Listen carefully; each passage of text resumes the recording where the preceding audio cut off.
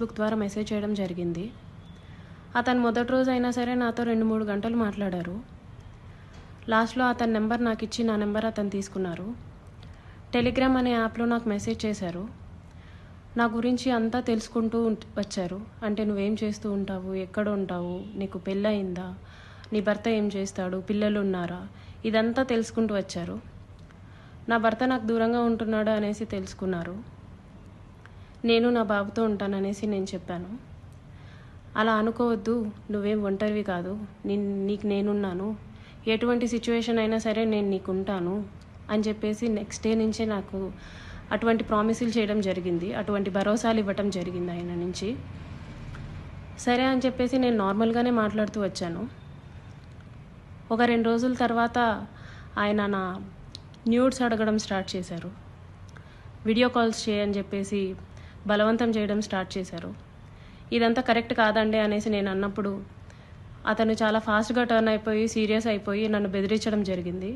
ఇది నా కోడూరు, నా నియోజకవర్గం, నువ్వు ఒక చిన్న ఎంప్లాయీవి, నీకు ట్రాన్స్ఫర్ చేయాలన్నా సరే నేనే దిక్కు, నీ మీద ఎంక్వైరీలు వేయిస్తాను, నీ కొడుకు నువ్వు ఒక్కరే ఉంటారు, జాగ్రత్త మరి చూసుకో అని చెప్పేసి బెదిరించడం జరిగింది.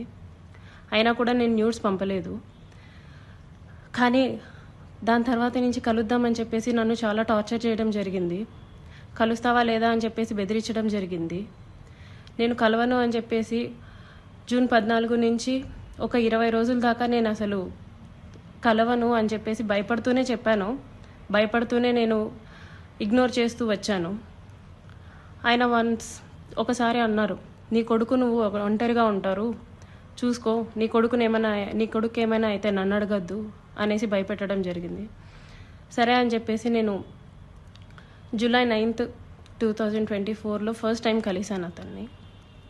ఆయనే వచ్చేసి కారులో మా ఇంటి దగ్గరికి వచ్చి పిక్ చేసుకొని కడప రూట్ వెళ్దాం, కడప దాకా వెళ్దాం అనేసి చెప్పారు. ఏం మాట్లాడాలి అనేసి నేను అడిగాను. ఏమొద్దు, ఏం మాట్లాడొద్దు, కడప దాకా వెళ్దాం అనేసి చెప్పారు. కడప దాకా వెళ్లకుండానే రాజంపేట దగ్గర ఏదో పల్లె దగ్గర ఆపేశారు. మొత్తం డార్క్గా ఉంది ప్లేస్. ఎందుకండి ఆపారు అనేసరికి నాకు నువ్వు సెక్షువల్గా కావాలి అనేసి అడిగారు. లేదండి, నేను సెక్షువల్గా కుదరదు, నేను అలాంటి దాన్ని కాదు అనేసి చెప్పాను. నేను అలా చెప్పేలోపే నా ప్రైవేట్ పార్ట్స్ని టచ్ చేయటం, నన్ను బలవంతంగా దగ్గరికి తీసుకోవడం లాంటివి జరిగాయి. నేను కార్ డోర్ ఓపెన్ చేయడానికి ట్రై చేశాను. అతను నా జుట్టు పట్టుకొని వెనక్కి లాగేసి నన్ను గట్టిగా కొట్టారు. 2-3 సార్లు కొట్టారు. చాలా గట్టిగా కొట్టి కార్ సీట్ని అడ్జస్ట్ చేసేసి నా మీదకి వచ్చేసి నన్ను చాలా బలవంతంగా రేప్ చేయడం జరిగింది. నేను అరవడానికి ట్రై చేస్తుంటే నన్ను చాలా గట్టిగానే కొడుతూ వచ్చారు.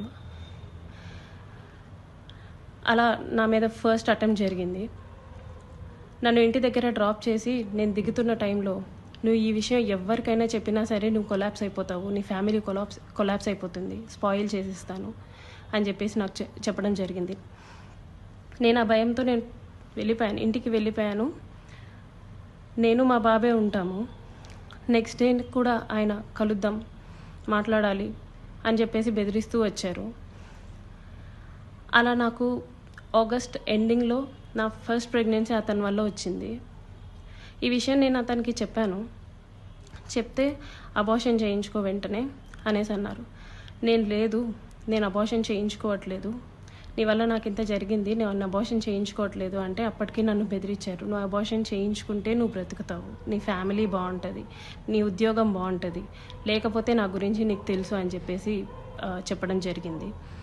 నేను అబార్షన్ చేయించుకోను, ఎట్టి పరిస్థితుల్లో అబార్షన్ చేయించుకోను అనేసి నేను వాదించాను. ఒక 2-3 సార్లు 2-3 రోజులు నన్ను బాగా బెదిరించి తర్వాత అష్యూరెన్స్ ఇచ్చారు.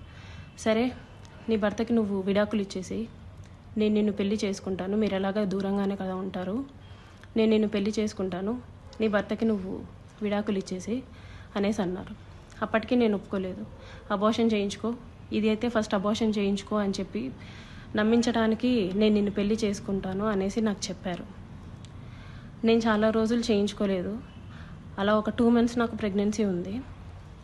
దాని తర్వాత ఇంకా ఆయన కంటిన్యూస్గా బెదిరిస్తూ ఇంటికి వచ్చి కొడుతూ చేయించుకుంటావా లేదా అని చెప్పేసి టార్చర్ చేస్తూ ఫైన్ డే నేను అబార్షన్ చేయించుకున్నాను. ఆయన మాటలు నమ్మి నన్ను పెళ్లి చేసుకుంటానని ఆయన ఇచ్చిన అష్యూరెన్స్ని నేను నమ్మి నేను అబార్షన్ చేయించుకున్నాను. ఇలా ఈ 1.5 yearలో నాకు 5 అబార్షన్స్ అయ్యాయి ఆయన వల్ల. ఎప్పుడూ మా ఇంటికి రావటం, నాకు ఇష్టం లేదు అని చెప్పినా సరే నన్ను బలవంతంగా బయటికి తీసుకెళ్ళో లేకపోతే ఇంట్లోనో నన్ను కొట్టి మా వాళ్ళని బూతులు తిట్టి చాలా రకంగా నన్ను సెక్షువల్లీ అటెంప్ట్ చేయడం జరిగింది. నాకు తెలియని విషయం ఏంటంటే ఆయన నాకు తెలియకుండా మా వాళ్ళ నెంబర్స్, మా వాళ్ళ కాంటాక్ట్ డీటెయిల్స్, ఇంటి అడ్రస్లు ఇవన్నీ కనుక్కొని నా భర్తకి కాల్ చేసి నువ్వు ఆ పిల్లకి విడాకులు ఇవ్వాలి, విడాకులు ఖచ్చితంగా ఇవ్వాలి, లేకపోతే నిన్ను, నీ ఫ్యామిలీని, నీ కొడుకుని ఎవరిని వదలను, అందరినీ చంపేస్తాను అనేసి బెదిరించడం జరిగిందంట. ఇది నాకు తెలీదు, ఈ విషయం నాకు తెలీదు. నా భర్త నన్ను తర్వాత కాల్ చేసి అసలు ఏం జరుగుతుంది అక్కడ అనేసి అన్నారు. ఇలా జరుగుతుంది అనేసి నేను మా ఇంట్లో వాళ్ళకి చెప్పాను. ఇలా రోజు ఇంటికి వస్తున్నాడు, నన్ను కొడుతున్నాడు, నన్ను టార్చర్ చేస్తున్నాడు, ఫిజికల్లీ నన్ను చాలా వాడుకుంటున్నాడు అనేసి నేను చెప్పి ఏడ్చాను. వాళ్ళందరూ నాకు దూరం అయిపోయారు. నీ ఇష్టం వచ్చింది నువ్వు చేసుకో అనేసి నన్ను తిట్టేసి నాకు చాలా దూరం అయిపోయారు. మేము ఇంకా నీతో మాట్లాడడం అని చెప్పి నన్ను వదిలేయడం జరిగింది. ఇదంతా ఆయన ప్లాన్డ్గానే చేసినట్టున్నారు. మా వాళ్ళందరినీ నాకు దూరం చేయాలి అన్న ఒక ఉద్దేశంతో చేసినట్టున్నారు.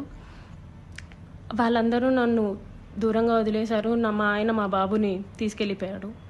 నేను ఒక్కదాన్నే ఉంటూ వచ్చాను.